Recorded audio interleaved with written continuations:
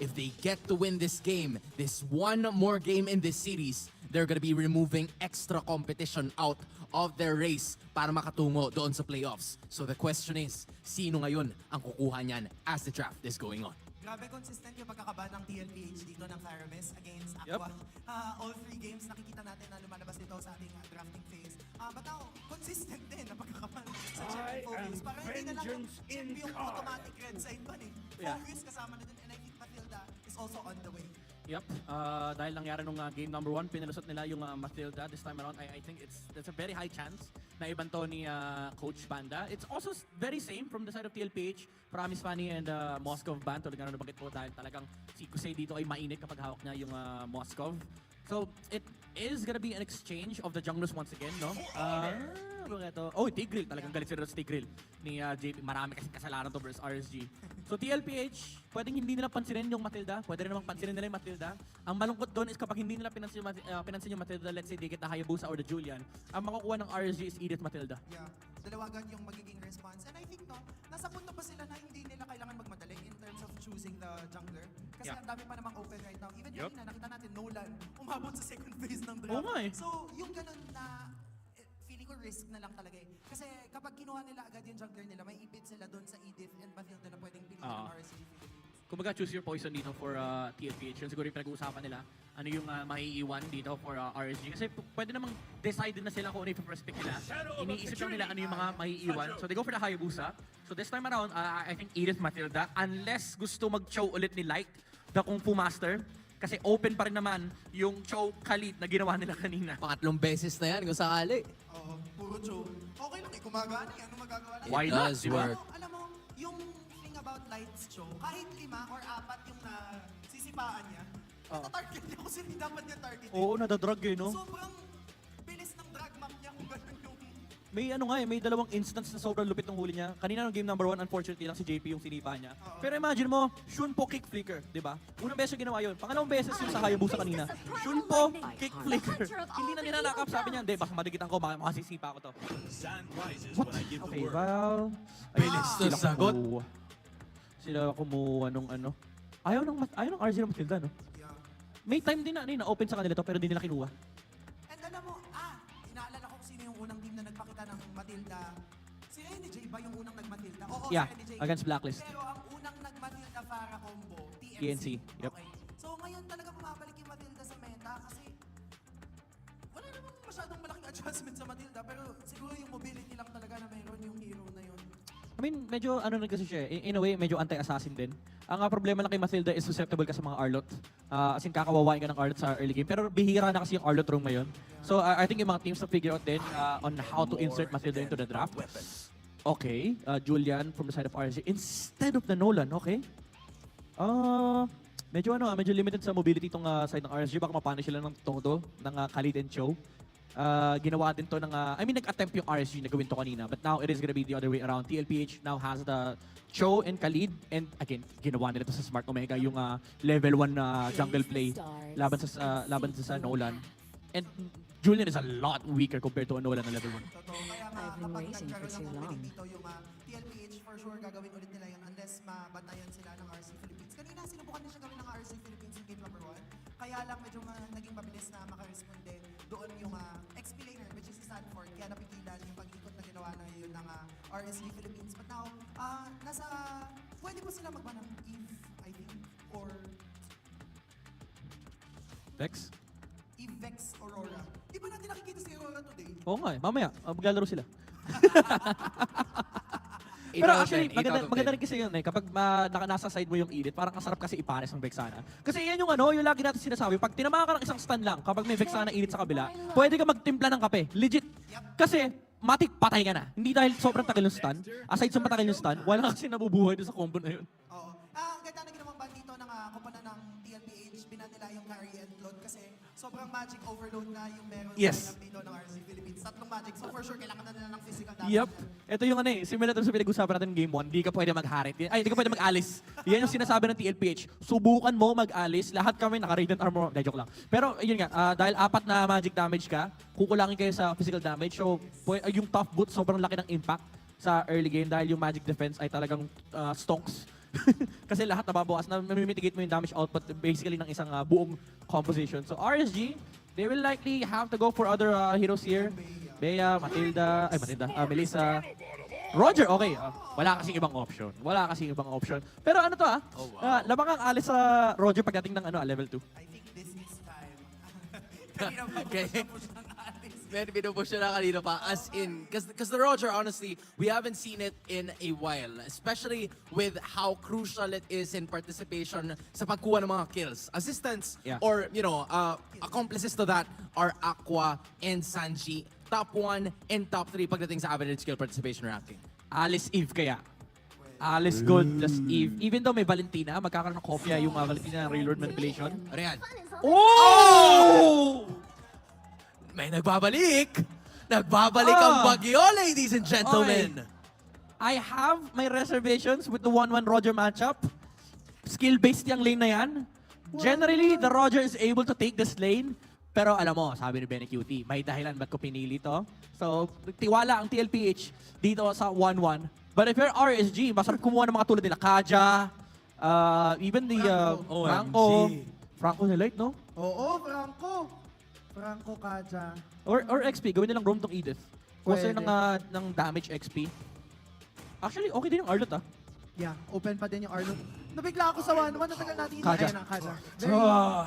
I have my reservations with this 1-1 pick, pero alam mo, yan yung mga type ng hero na kapag magaling yung player, hindi na bumatter yung analysis mo eh. Ito yung kagaya nung Lancelot ni Rad. Oo. Yung parang, may reservation kami sa Lancelot, tapos ayun, nag-MVP. Pumirma ng pumirma. But now, this 1-1 debut here in the MPL Philippines Season 14, ang ganda din naman ng pagkakapili nito kasi ang dami niyang in a way purify and cleanse mechanic, and yung lineup na meron dito, yung RSG Philippines, ay madaming crowd control. But merong suppress itong Silite. Ang tagal nating hindi nakita na ginamit ito, but against a 1-1, this is definitely a very viable counter. Sandamakmak na bala na naman ang makikita natin sa pagbabalik ng 1-1 ni Benny Cutie against the Kaja of Light para sa RSG. Casters, pasok! Sandamakmak na sorpresa ang hatid ng magkabilang kupunan na maghaharapan ngayon. Team Liquid Welcome PH to Mobile and RG Legends. Philippines at nailabas muli ang 1-1 ni Benny Cutie. Parang napakatagal na panahon lang huli natin nakita to. Oo, parang may time pa natin na Beatrix 1-1, yung automatic na nakaban. Mga season 12 ata yun no? Season 12 ba yun? Yung laging napipick 1-1. Ay, laging ba ng 1-1? Laging ban yung 1-1. Oo. Actually, nagsimula yung season 10 nga yata, season 10 hanggang season 12. So sobrang dami na, parang parte na yan ng history ng ating kompetisyon. At hindi na rin na history dito sa dalawang manlalaro na to na talagang lagi nagkakapokan na agad pagdating dito sa mga, isipin mo yun, no? Tatluhan agad. Orange buff pa lang. Sinong unang tatakbo dito sa mga players natin? Grabe palaban talaga dito ang RG Philippines. Kasi sabi ng RC, napanood namin yan last week against Smart Omega, yung level 1 na invade. Ay, oo Wala nga kay pala. Sanford.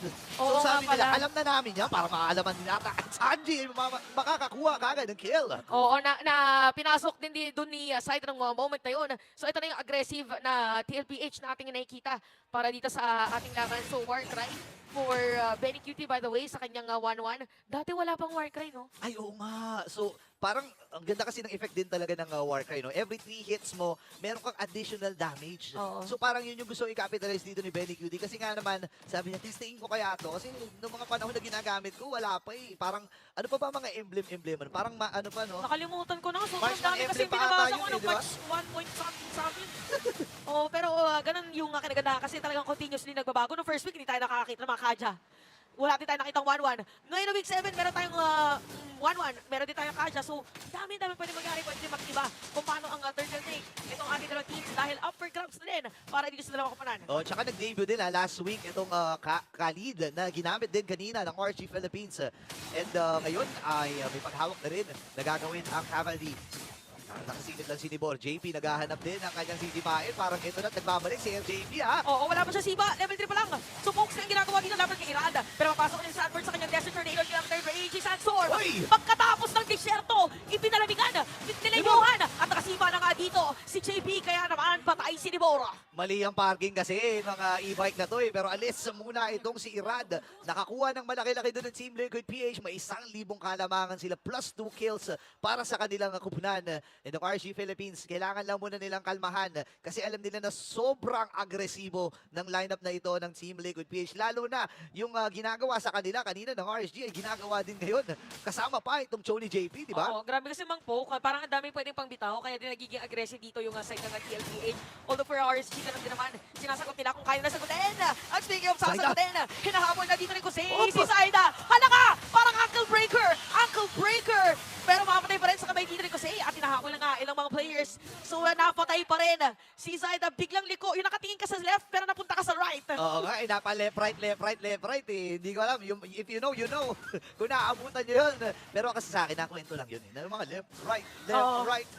Oh, biglang naging ankle through si Saida nung Pero sayang yun sayang yung play, sayang yung nangyari. Kaya lang naaktuhan lang talaga na may nag-aabang na dalawa na member mula sa RSG para dito kay Zaida. Ngayon naman, may pagkalmang gagawin ang magkabilang kupunan kasi 30 segundo pa bago doon sa next objective.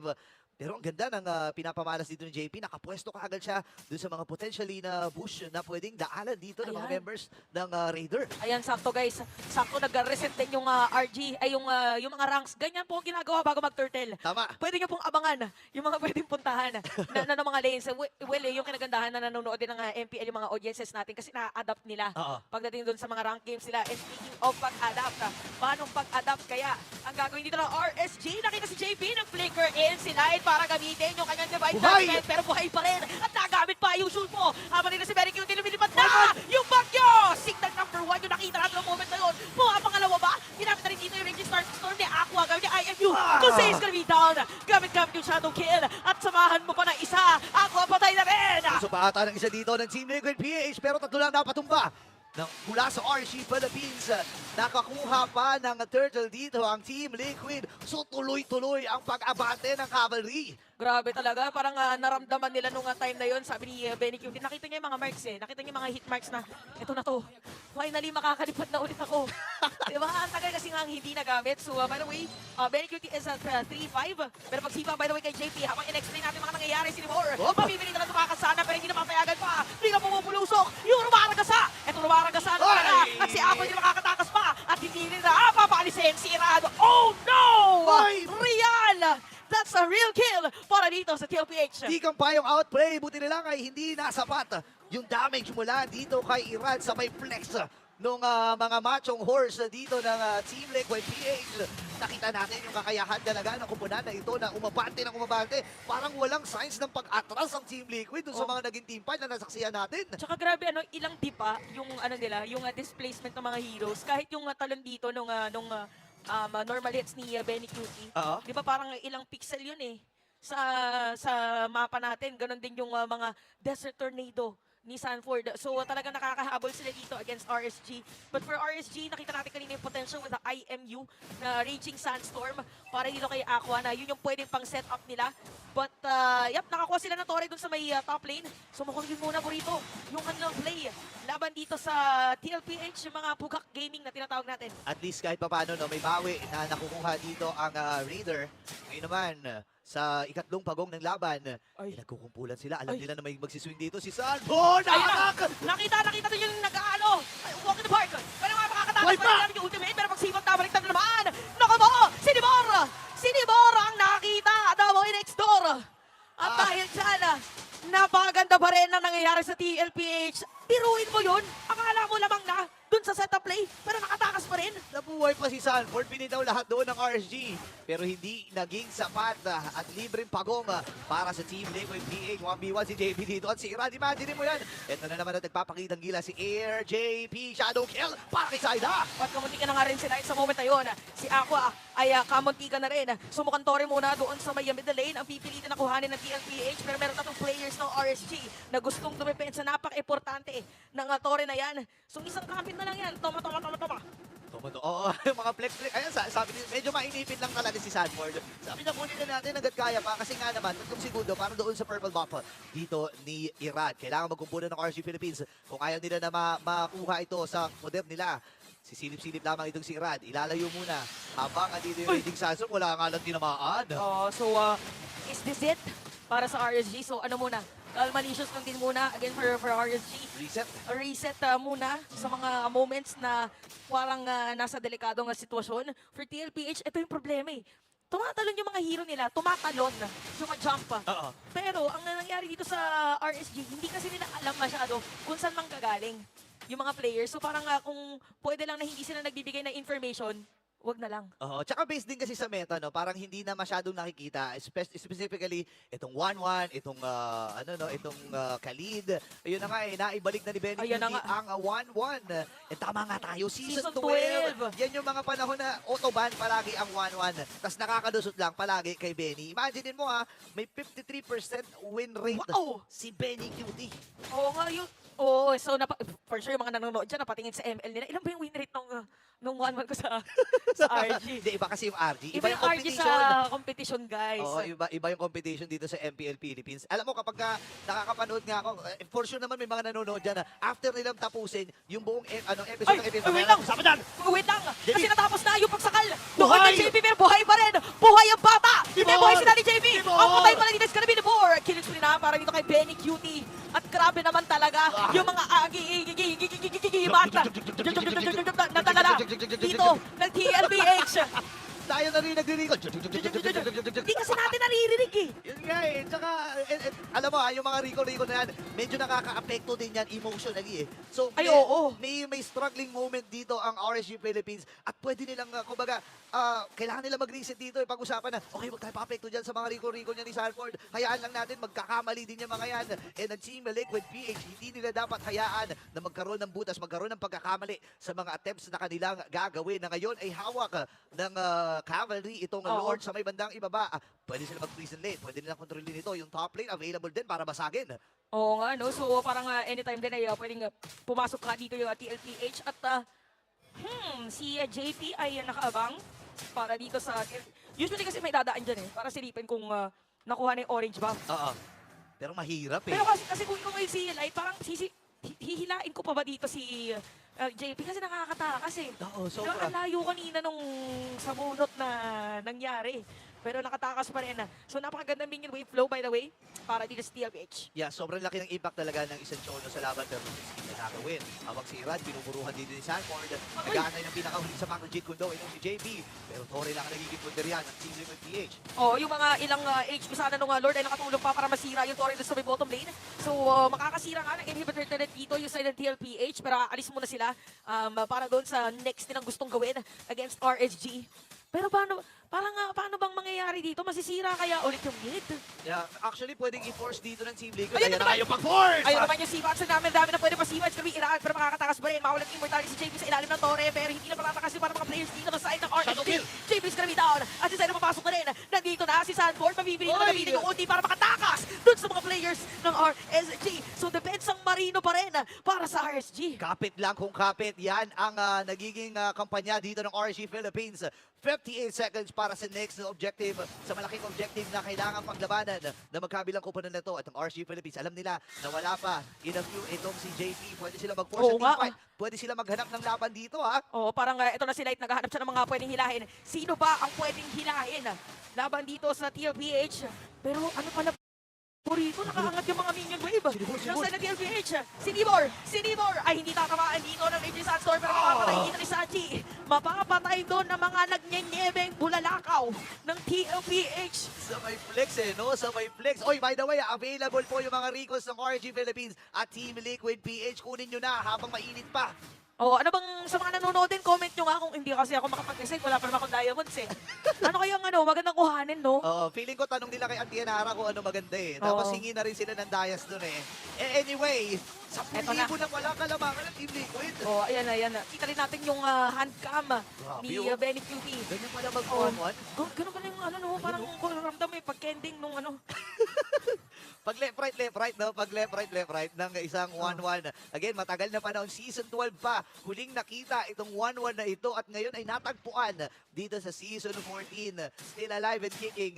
And, ang laki na ng kalamangan ng Team Liquid. Oh, malaki din yung kalamangan dito ng binabagit natin na hero ni Super ni QT, 10K. 1-1, aray ko. 10,300 versus 7,800. Something. Ang laki, no? Parang 2 point, ano ba? Basta yun. 2.2K. Ayun. Oo, ayan na. Eto na. Ang 2 turrets na masisira ng side ng TLPH. Una is gonna be the middle lane at mukhang dediretso na nga din doon sa may top lane. Ayun So pa. medyo masishrink dito ang pwedeng pwesto or battlefield ng RSG. Si Sanford din nandun for the front. Kaya pa. Bumili na rin ng Winter Crown. Itong si Sanford. So ready siya. Any moment na pwede siyang dumampa. Ay! Nakakipagdampa niya. At pumasok na ni G Sandstorm. Diretso pagamit doon ng Fiji Glacier. It's gonna be down. Mukhang dediretso dito ng mga players saan. Si James Sumitin naman. Pa-isa-isang gumagawa ng kakaibang malaking baktong technique ang mga players nila TLPH. At unti-unti na rin mawawala ang ilan sa mga players. At kita natin ang recall. At kita rin natin para sa ating serye na ramdam ang lakas ng TLPH. May mga pag-flex pang ginawa. Team Liquid PH sa pangunguna ni Air JB. Napakagandang laban, napakalinis ng trabaho. Oo, ramdam natin yung giggle din at saka yung timings. Yan. Oo, baka makita natin mamaya sa ating tambayan mamaya, yung parang pa-isa-isang ginamit yung skills, pumasok yung Raging Sandstorm, dumiretso ng Frigid Glacier, tapos meron pa palang sipa, tapos meron pa. Ang dami, Ang no? dami nangyari. Sobrang dami mo talaga i-expect sa ganung klaseng composition, sa ganung klaseng lineup. Pero still, nakita natin yung kakayahan ng RSG Philippines at naramdaman yung lakas din ng mga Raider. Pero ngayon ay medyo kinapos, medyo nabitin ng bahagya. Pero alam natin na may mga ilang laban pa silang dadaanan at pwede nilang bawiin yung mga pagkakatalo nila. Palakpakan na ulit natin ang RSG. Napagandang performance sa kanilang pinakita ngayong araw. Yan, nakita natin